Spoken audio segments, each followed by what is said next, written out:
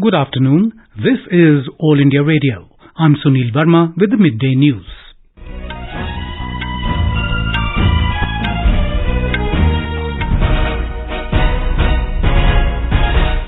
The headlines. Prime Minister Narendra Modi says government is working on mission mode to increase natural gas consumption in India. Inaugurates India Energy Week 2023 in Bengaluru. More than 500 killed as 7.8 magnitude earthquake hits Turkey and Syria early morning today.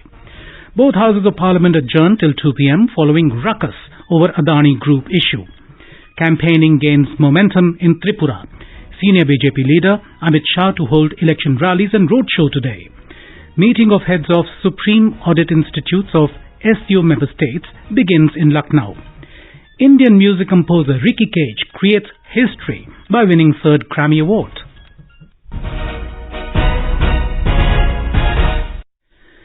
Prime Minister Narendra Modi inaugurated the India Energy Week 2023 in Bengaluru in Karnataka today.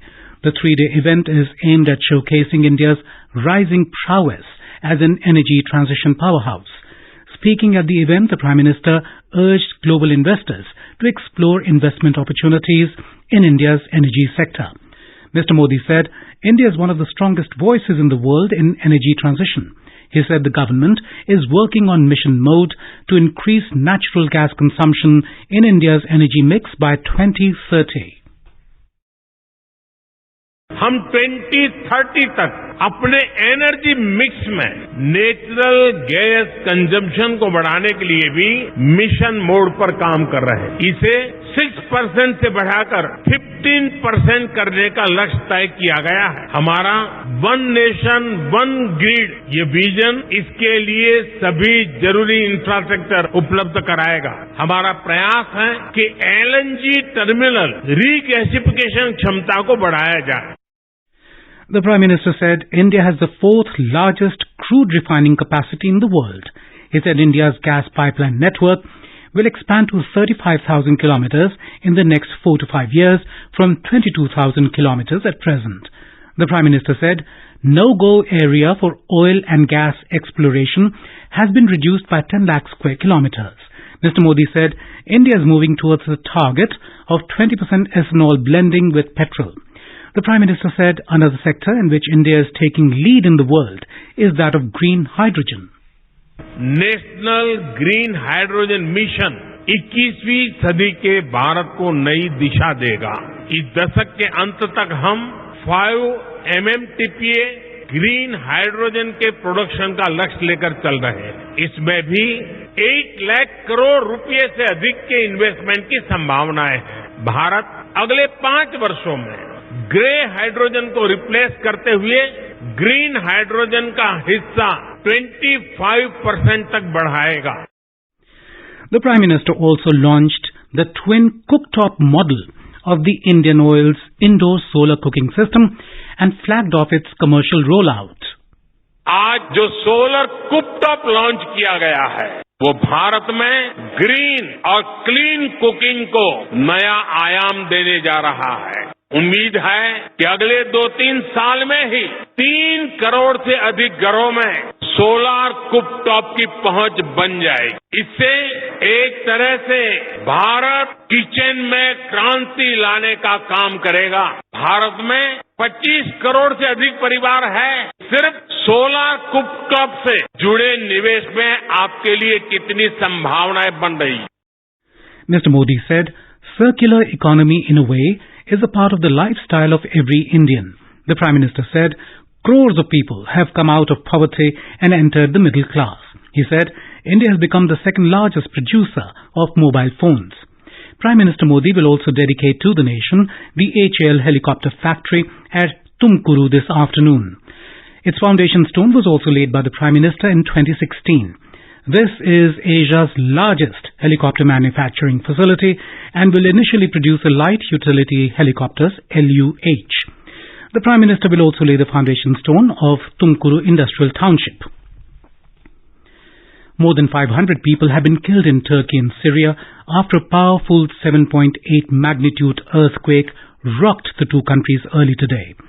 In Turkey, at least 284 people have died and more than 2,300 were injured. In Syria, at least 237 people were killed and 639 injured. The death toll is likely to rise further.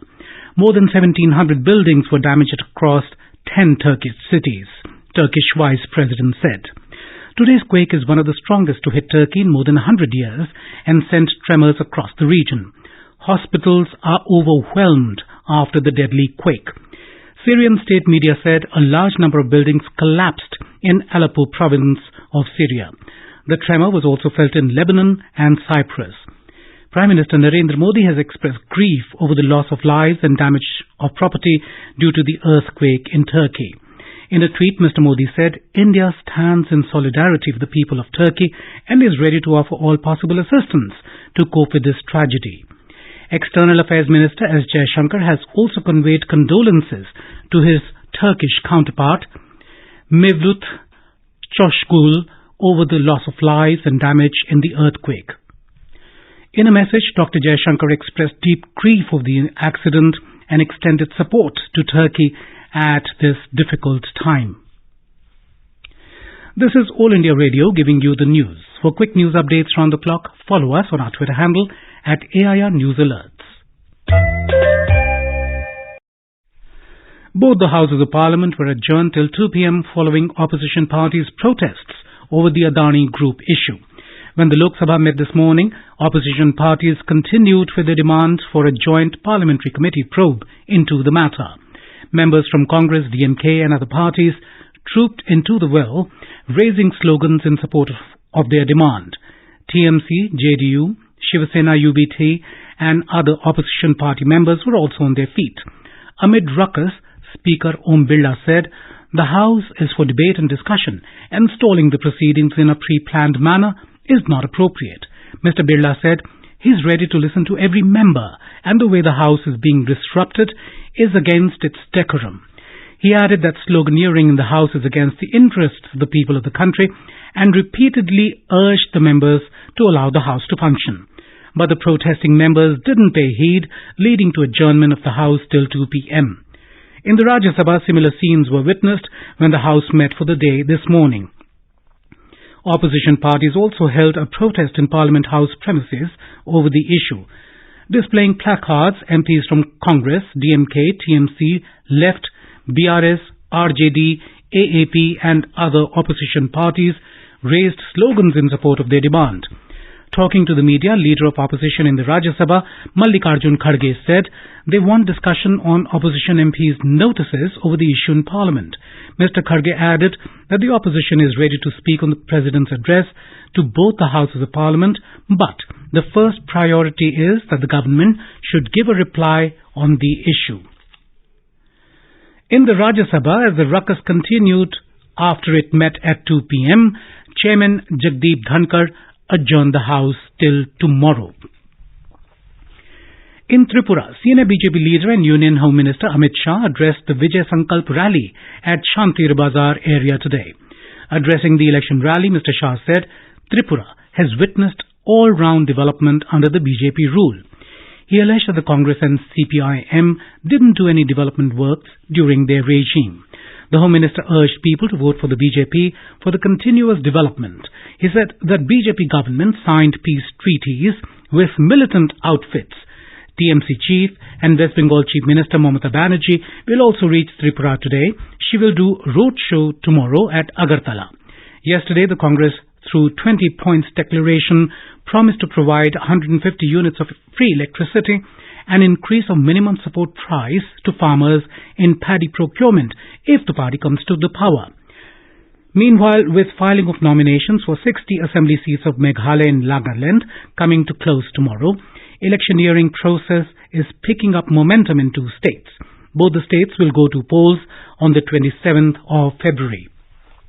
In Nagaland, Chief Minister and intending NDPP candidate Nephew Rio filed his nomination papers from 11 Northern Angami 2 Assembly constituency.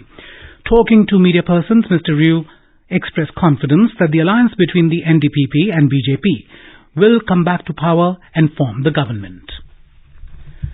Controller and Auditor General of India, Girish Chandra Murmu, has called for global cooperation to combat cybersecurity threats to auditing.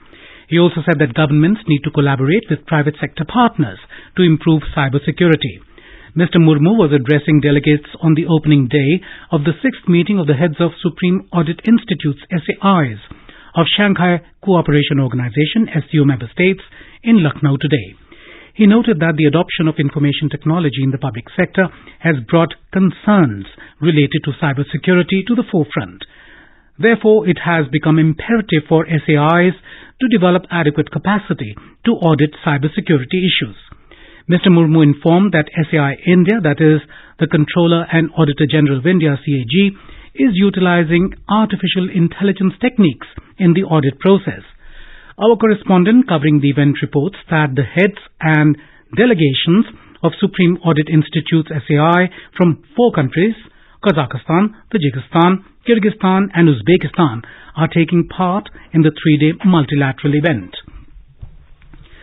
The first meeting of the Youth 20 Engagement Group under India's G20 presidency will be held in Guwahati, Assam from today. The summit will provide an opportunity to the students to voice their opinions for the audience worldwide. Youth Affairs and Sports Ministry said the 3-day Youth 20 Inception meeting will be held in IIT Guwahati campus. More than 150 youth delegates and G20 countries are set to participate in the meetings. Over 12,000 students from colleges and universities are also expected to participate in these events. Chief Justice of India, Justice D.Y. Chandrachud, administered the oath of office to 5 Chief Justices and Judges of the High Courts as Supreme Court judges. They are Justice Pankaj Mithal, Justice Sanjay Karol, Justice P.V. Sanjay Kumar, Justice Ehsanuddin Amanullah and Justice Manoj Mishra. In Jammu and Kashmir, the government is set to revolutionize its fruit industry with the introduction of high-density plantation HDP systems and the production of quality planting material. Our Jammu correspondent reports that the Department of Horticulture, in collaboration with the Sher-e-Kashmir University of Agricultural Sciences and Technology, SKUAST, and Indian Council of Agricultural Research, Central Institute of Temperate Horticulture, ICAR-CITH, have come together to provide technological intervention for this new project. The goal is to make J&K a self-reliant bioeconomy by harnessing the economic potential of its diversified fruit crops. This project is a game changer for the horticulture industry in the Union Territory and will help to improve the lives of farmers and increase the overall income of the region. National School of Drama (NSD) will be organizing the 22nd Bharat Rang Mahotsav BRM from the 14th to the 26th of this month. This will be the first BRM after 2 years of break due to COVID. The program will be held in 10 different cities across the country. Talking to the media in New Delhi, NSD Director Dr. Ramesh Chandra Gaur said that over 80 plays will be performed during the event, including folk performances, seminars, master classes, and Meet the Directors event. He said that 10 international play groups will also take part in this event. Indian Railways has started WhatsApp communication for its passengers to order food through e-catering services with an aim to make the services more customer-centric. Passengers can use Railways business WhatsApp number +91 875 000 1323 for the purpose. WhatsApp communication has been implemented for e-catering services on selected trains. Indian music composer Ricky Kej has won his 3rd Grammy Award at the 65th Annual Grammy Awards for his globally acclaimed album Divine Tides with rock legend Stuart Copeland. News just in, both houses of Parliament have adjourned for the day. And now, before we end the bulletin, the headlines once again. Prime Minister Narendra Modi says government is working on mission mode to increase natural gas consumption in India. Inaugurates India Energy Week 2023 in Bengaluru. More than 500 killed as 7.8 magnitude earthquake hits Turkey and Syria early morning today. Campaigning gains momentum in Tripura. Meeting of heads of Supreme Audit Institutes of SCO member states begins in Lucknow. And with that, we end the midday news.